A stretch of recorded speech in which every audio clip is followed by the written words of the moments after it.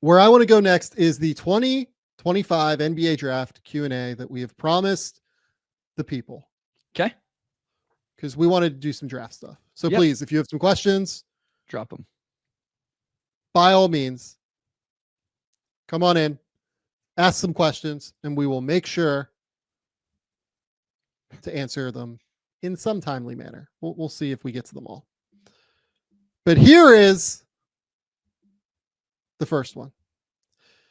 Egor Demin's shooting has been pretty spotty or worse. How far does that drop him? And I think this is a good opportunity just to talk about Egor Demin on some level. So Egor got hurt. He hurt his knee, if I remember correctly, recently, and then just came back recently, played Arizona State, and I believe who'd they play? They played Houston yesterday, and I did watch a decent amount of the Houston game. Yeah. I think what worried me more than anything with Egor, I mean, the passing was there. Like, the passing is always there. The passing's freaking insane, which we knew and have known the entire time this year. With Egor, what I'm most worried about now is how he handles ball pressure. We saw it in the Providence game. We saw it in the Houston game. I actually thought he handled it pretty well against Ole Miss, to be honest with you. But we've seen it now in these two games where he hasn't been able to get anything for himself as a scorer. He's passed the ball completely fine in those games, but he struggled to get anything for himself as a scorer. And in the NBA, you really have to be able to score to be like a primary lead guard at the end of the day. So I am intrigued, but I do think he is more of like a later lottery pick right now, as opposed to like the top 5 guy that I thought he was in the early season, where I thought the shooting was going to be a little bit more real, and that I thought that he was athletic enough to be able to separate a little bit better based off of the shooting. Yep. I'm with you there. I've started to move him down into the range you're talking about. I mean, to answer this, like, how far does that drop him? The issue, Rachel, for me is finding guys that I feel that much more confident in to put ahead of him. I mean, that is also a big issue for me. Yeah. Like there's 4 guys I really like at the top. And then it's like, okay, well, like I saw a Ben Seraph comment earlier. I understand the Ben Seraph questions, but I'm like, so does Trey Johnson, so does VJ Edgecombe, so does Egor. Like, all of these guys do. And so then it kind of, right now, it comes down to, what do you prefer? What are you projecting? And I think I was thinking about this today as leading up to this.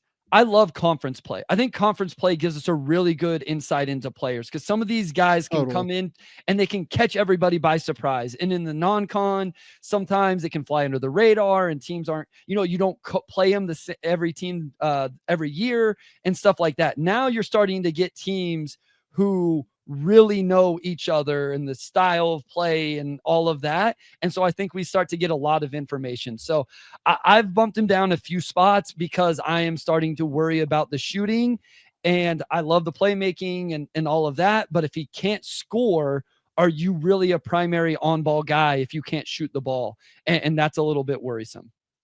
Yeah, I think that is absolutely dead on across the board. So yeah, no, I would have him as like a later lottery guy. I have a mock draft coming this week. He is in the back half of the lottery somewhere. It's hard for me to find like exactly where I'm going to slot him right now, but back half of the lottery. I went on the drop step the other day with my guy, Jack, and I think I put him to Brooklyn. I gave him to Brooklyn, just said, hey, let him go create for all of those guys in Brooklyn. So I love it. I'm into it. Okay. Real quick disclaimer there, not because like Brooklyn, like we were just matching players with numbers. I'm not saying, I don't know what pick Brooklyn has right now. Just matching with certain teams. They have 7 right now, so it's reasonable. Yeah. Okay. Spot. Yeah. Okay. From you and Ross, can we get a more extended explanation of why you're down on Will Riley? I don't get the Will Riley thing at all. Like I have never gotten it. I didn't like him coming into the year, really.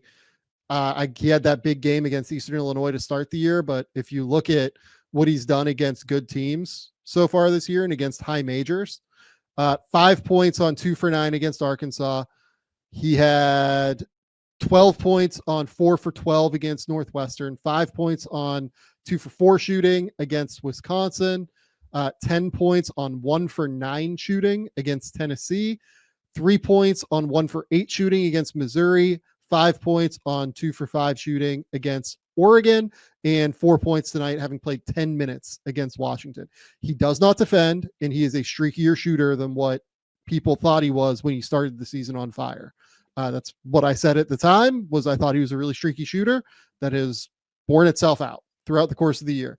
0 for 6 from 3 against Northwestern, 1 for 5 against Arkansas, 0 for 2 against Wisconsin, 0 for 4 against Tennessee, 1 for 6 against Missouri, 1 for 3 against Oregon, and 0 for 1 tonight against Washington.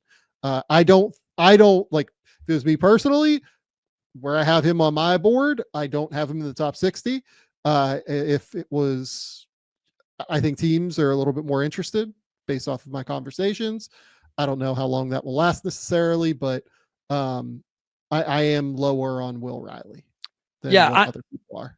I started off, higher on him. Like I understand the intrigue of this 6'7" wing forward that can shoot, is long, all of that.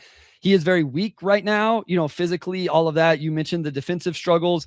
I've kind of put him in a range on my board with some of these other freshmen where I'm like, okay, over the next month or so, these guys either need to establish themselves as legit first round potential, or they're probably going to end up off the board because the idea of them actually being one and done doesn't make as much sense. So that's kind of where I have him on my board, as much of a ranking of like, I've put all of those freshmen in the same spot, and so I can move them appropriately.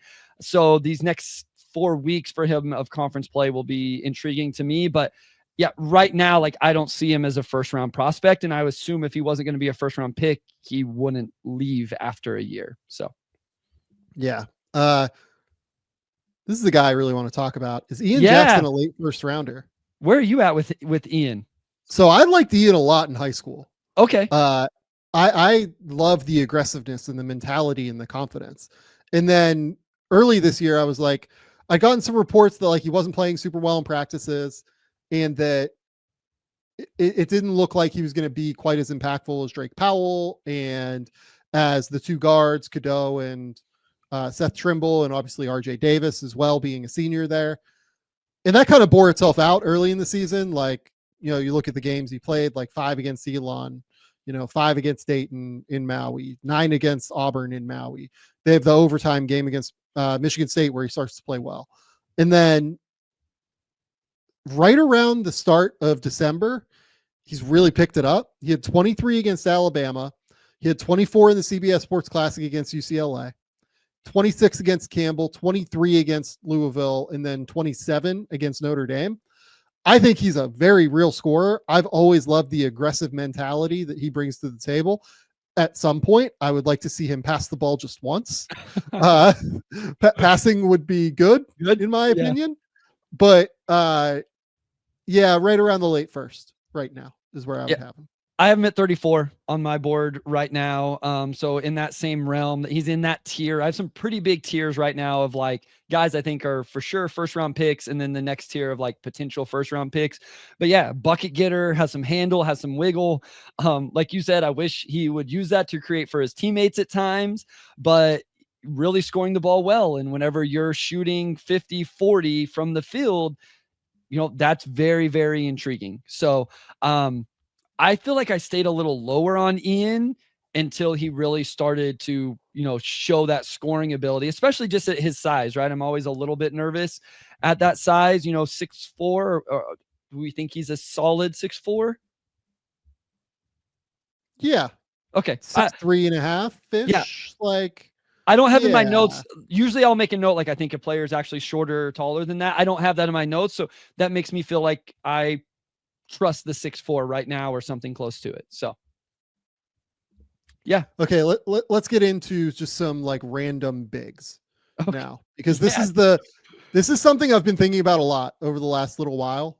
Really this weekend as I was putting together the mock draft was like, okay, what do I do with some of these bigs? Yes. From Noah Casper, is Thomas Sorber a one and done? Yes. I think maybe is what I would say. Do you have him in your first round yet? I do. I have him near the end. Same. I'm interested What do you think the offensive role is? Yeah, so that's interesting because probably not a lob threat, right? Like it's not this your prototypical.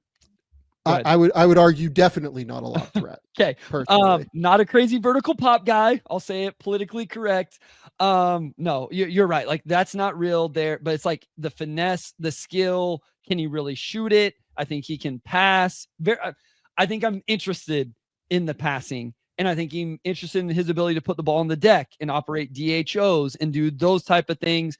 I do have here, and this is to your point, I'm not fully sure what the scoring package is, but he is skilled. So I'm interested. And then the defensive end of the floor, like definitely interested there as well with some of the stock numbers, blocks, steals, all of that, especially for a freshman. So I have him at the back end of the first round right now, where I assume he would stay in if this continues to be how he plays. I mean, the nice thing is like he's willing to take threes. He just has missed the last 12 that he's taken in the last 5 games. Like, I think he probably can shoot better than that, but I wouldn't say I trust him as a shooter. Like, I don't know that the touch is so good where I'm like, oh yeah, like this guy's definitely going to shoot it at the end of the day. He reminds me a lot of Xavier Tillman. I think is like the name that comes up, like a Xavier Tillman with like better footwork maybe, or just like more like overall offensive skill around the basket. I say that as a compliment as well. Like I loved Xavier Tillman coming into the draft. I had a first round grade on Xavier Tillman and he went in the second. Like I was very, very high on him. I love the defensive, reactivity, I think is the way to put it. Like he makes plays on that end. He does protect the rim at a level like slightly better than what his size would typically indicate. I do just wonder what the offensive role is at the end of the day, which is probably why to me he's not like a lottery guy. I would like to see him finish better and more consistently around the basket. Like he did struggle, it felt like, with Kalkbrenner to me and with that Creighton team. Like they kicked the shit out of Creighton, but he went 4 for 14 in that game. Only had 8 points. Against Xavier this weekend, he had 12 points on 12 shots. Against Syracuse, he had 16 points on 16 shots. Against West Virginia, he had 13 points on 9 shots and 44% from the field. And then against Notre Dame, he had 12 points on 3 for 9 from the field. Right. So I'm really, really intrigued by the defensive ability. I think he moves his feet well for a guy that is that big. Yeah. Which is really interesting. He was a guy that was a little bit heavier even in high school and has brought the weight down even for like, I would be interested to see if he can bring the weight down like even further a little bit and see if that can continue to add to like his potential switchability maybe down the road. Like I think that there are some real things that he could bring to the table. I like him. So here's a name that we also got asked about. Do you like him or Common Maluak more? I still have Malawach higher right now, but I'll be honest, that has to do with what I was before the season started, and I have had to eat crow on Common thus far and move him down my board. Yeah, I'm not a look, that I've never you're been not a Common guy. Yeah. But even still, like Common's tools are way better than Sorber's. Yeah. You know what I mean? Like it's if you think you can teach Maluak to catch and to finish, like there's a lot there. Like I've actually really liked Common's switchability this year. Like he's shown like a lot out on the perimeter where he can like fly around. So yeah, in general, I think that these two are pretty close. I have Sorber like in the like 20s right now, like Same. right in the 20s. Yep. I have him there as well. The other thing I want to mention, you talk about the defense. I think one reason why he is so disruptive defensively, he contests with verticality very well, and he contests with both hands. And a young big that shows an ability to contest with his quote unquote weak hand or off hand always stands out to me. And he is able to do that with his left hand as a freshman in college basketball. So I think the defensive stuff is real. I wasn't as familiar with him as a high school kid, so that's interesting that he's actually dropped weight, which does make me even more intrigued with what he's able to do movement and mobility wise. Just really want to follow the offense here as we get into conference play. Yep. And I do like Derek Queen more than Sorber. I will say that. I have Queen. Yeah. So like I have Common and Derek Queen, just inside my top 20 and Sorber just outside my top 20. So yeah. Let's get to a quick little note from Prize Picks. Prize Picks is the best place to get real money sports action with over 10 million members and billions of dollars in awarded winnings. Prize Picks has made daily fantasy sports accessible to all. You just pick more or less on at least 2 players for a shot to win up to 100 times your cash. Run your game all season long on Prize Picks. Prize Picks is the best place to get real money action. There are over 10 million members. Like I said a second ago, they invented the flex play, which means you can still cash out if your lineup isn't perfect. You can double your money even if one of your picks doesn't hit. Prize Picks always puts its members first, so all withdrawals are fast, safe, and secure. When my picks hit, I can get my money in as quick as 15 minutes. We are big fans of Prize Picks here. We absolutely love the app and what they're doing for the daily fantasy sports scene. Download the app today and use code Game Theory to get $50 instantly after you play your first $5 lineup. Download the app today and use that code Game Theory to get $50 instantly after you play your first $5 lineup. Prize Picks, run your game. What are your thoughts on JoJo Tugler? Really high block percentage. Where do you have him mocked? Could he play center in the NBA? This will be a quick one because we've answered about JoJo recently. Yeah. JoJo is like maybe my favorite player in college basketball. If not my favorite, like he's within the top 5. I think he's the best defender in college basketball. Yeah. I think it's either him or maybe I'll hear out Broome as well. Broome's ability to just like contest on the interior, control the glass, play some versatile coverages. Tugler is just like a total game wrecker on defense.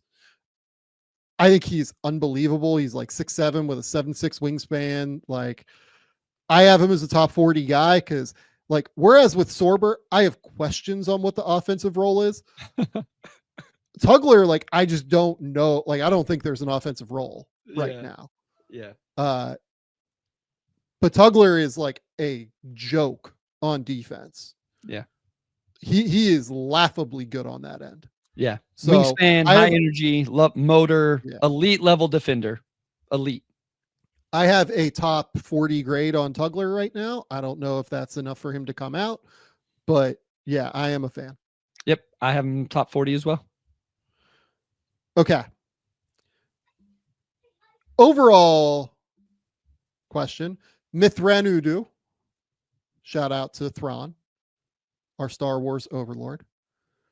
Back up big in the back half of the draft, or is this something the teams will have to address in free agency or the trade market? So I'm actually starting to like the backup big like situation. Oh no, in the back half of the first round. This might be the strongest part of the draft. Lot of them. This is the strongest part of the draft. I would not.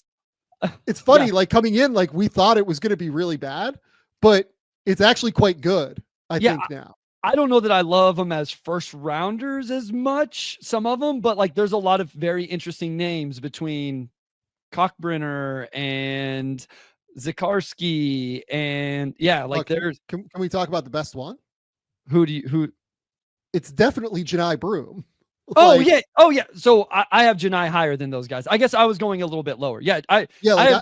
Yes. I have Johni Broome as a first rounder. Like, I do have as well. Broome last year in the top 40, and he decided to return to school. Okay. I think I literally I think I shared the draft guide profile that I had written last year on Broome. Like, I think Broome is a stud. Okay. I was thinking like second rounders. Okay. My fault. Yes. Johni Broome. 100. I have so here's the thing. As well. Here's the thing about Johni Broome. Everywhere he's gone, he's just kind of kicked ass. He kicked ass at Morehead State. He's kicked ass for 2 years now at Auburn. He kicked ass both at the G League Combine and at the NBA Draft Combine when he went to those. Like, I'm just a buyer in general. I have him like in the 20 to 30 range right now. I am a fan. Like that dude is a real dude. So rebounds, defensive disruption. You mentioned the defense, passes it a little bit. If he shoots it, this becomes really interesting. Like probably, are we buying the shot? I don't. Not yet, but I yeah. think he could at some point. Yeah. So no, I like Johni Broome. He's a first rounder for me right now as well, at least in that tier.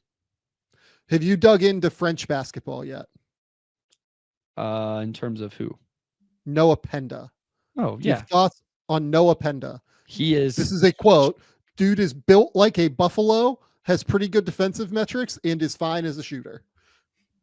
Yeah, that's a great scouting report. I have in my notes, unbelievably physical build. That's how I describe that he is built like a buffalo. That is my Noah Penda.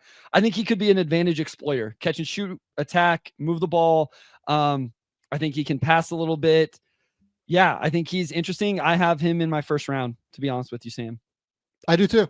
I have him right around 20 actually right now. Like Yeah. I have him like, so someone asks, he's built like Yabusele. He's not, he looks stronger and the weight wears on his body better.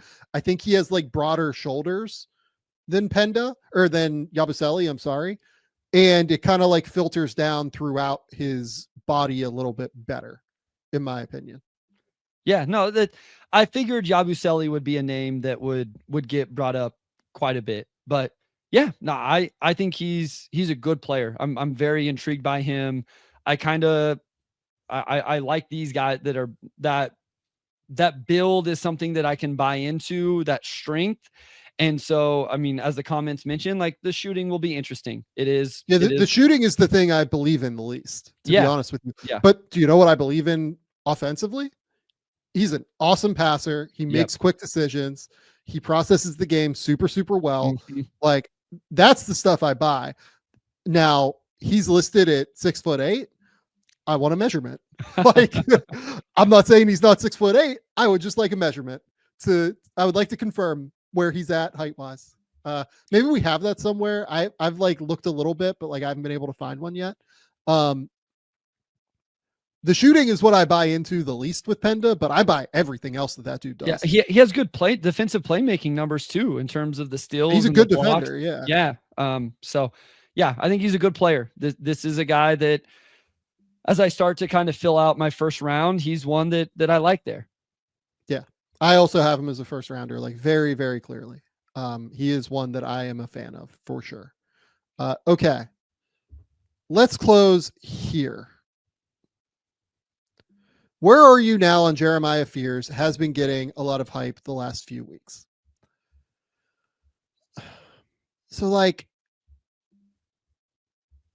I have him in the lottery. I don't feel like fantastic about it. I do have him in the lottery. I do genuinely still think it would help his long-term development to probably go back to school for another year. But like you can't do that if you're going to go in the top 10 or if you're going to go in lottery or wherever. I personally, like if it was me, I don't know. Him and Egor is still like very close for me because I buy the passing of Egor like at a super high level. They're just like polar opposite players. Like Fears is really skinny and really fast. His first step is awesome. He also has really good last step acceleration. That's actually the thing that like I get really impressed with most is like he gets to that area like on his gathers like really quickly. I had like one NBA executive bring up the name Monte Ellis with me.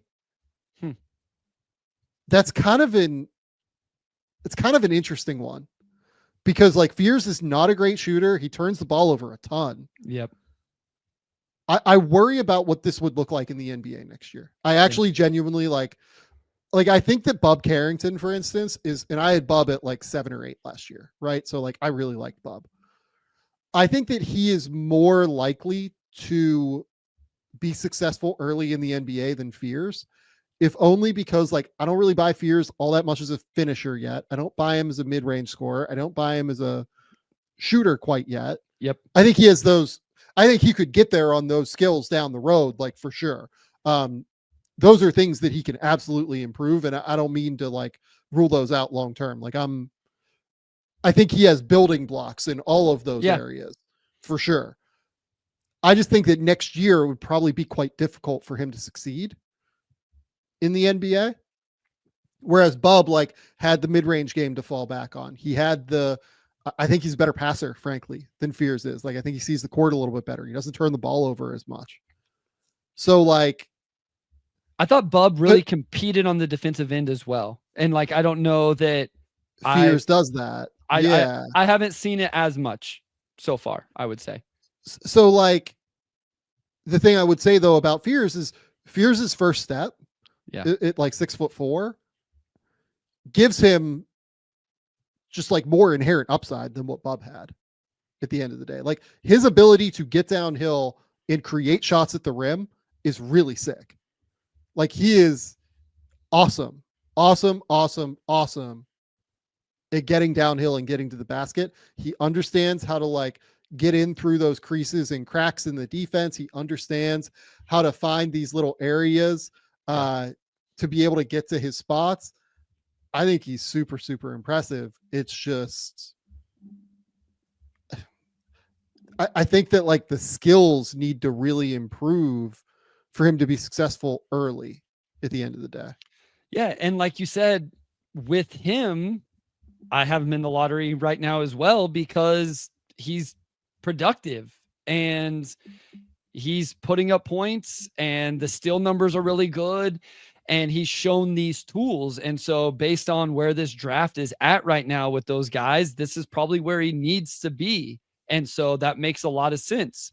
But yeah, it would be an interesting discussion. What is better for him in terms of his development? Because we've talked about this a long time, and you especially, about how hard it is for young guards, right? Like how long it is the hardest thing to do is be a young guard in the NBA by far.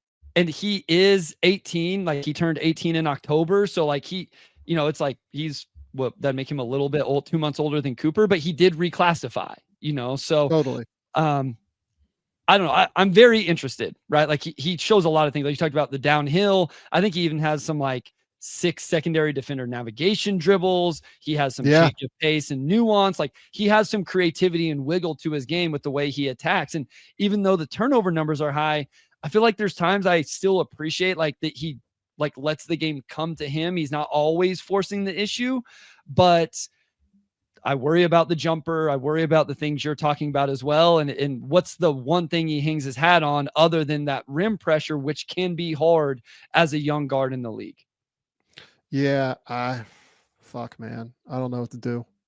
I don't know. I don't know what to do with him. He's a tough one. He's a really difficult dude to figure out right now. And I think, I mean, again, I've said it multiple times. I'll beat the dead horse. Like, conference play gives us a lot of information. We find out. He is actually, that is such a good point. He's the player I'm most looking forward to watching in conference play right now. Yeah. Like, teams are going to scout that. They're going to say, hey, we're going to keep you away from the rim or whatever. And we're going to learn like, okay, can he play make? Is he going to be, those type of things. We're going to get those answers. And that's what's nice about it just being the 1st of January right now is we have a lot of data to collect. Yeah. So Alexander follows up. He was the one who asked this question and says him or Rob Dillingham. I probably would take Fears over Dillingham. Like, I just buy the physical tools a little bit more than Rob being like 6'1" and just very small. Right. Yeah. I think that'd be tricky. Yeah. I mean, I have Fears higher on my board right now than I had Dillingham on my 2024 board. So, yeah, I don't know what to do yet with Fears. It's kind of the easiest way to phrase it. Conqueror asks, is Hansen Yang a top 60 prospect? On the edge of that to me, like right around that. I would probably draft him late in the 2nd round and find out. Like guys like him, guys like Danny Wolf, like I would not let them go undrafted. Yeah, I would say. Yeah, because bigs who can play with the ball in their hands like these guys can, like sometimes they just figure it out later than others do. And I would be intrigued to, take that as a developmental flyer, especially with Yang, because, Yang you can stash over in China for a year or two and like see if anything ever happens. But yeah. Yep. No, that's right where I have Hansen. I'm a little higher on Danny Wolf even, but like just I'm intrigued by a 7-footer who has the skill level and the mobility that he does. It's very intriguing for me. I'm not sure. I know there's a lot of like first round questions that I get. I don't think I'm there yet, but I would feel very comfortable taking Danny Wolf in the second round and just seeing if it plays out. Like, see, because if he can really shoot it, then that's really intriguing. Or, you know, in a scaled down role where he's not turning it over, but the passing is still a plus. That's really interesting to me. So I think that's right too. I think that's where we're going to call it for the day. Jebediah asks about Johan Grunlow. I haven't dug quite enough into Grunlow yet, to be honest. Like, I've watched enough to where I think like probably a stash guy in the second round, but I would probably like to do a little bit more before I feel confident in that. Like, I worry that he's a little bit skinny and like undersized. Like, he has like Daniel Ticey kind of vibes to me. He has really good instincts and obviously has shot it well this year, but I just worry that he's like a little bit undersized for what the role is. So yeah. I watched him actually last year and I haven't caught up on it. So I don't want to speak on Johan until I have more up-to-date data. Yeah, that is fantastic.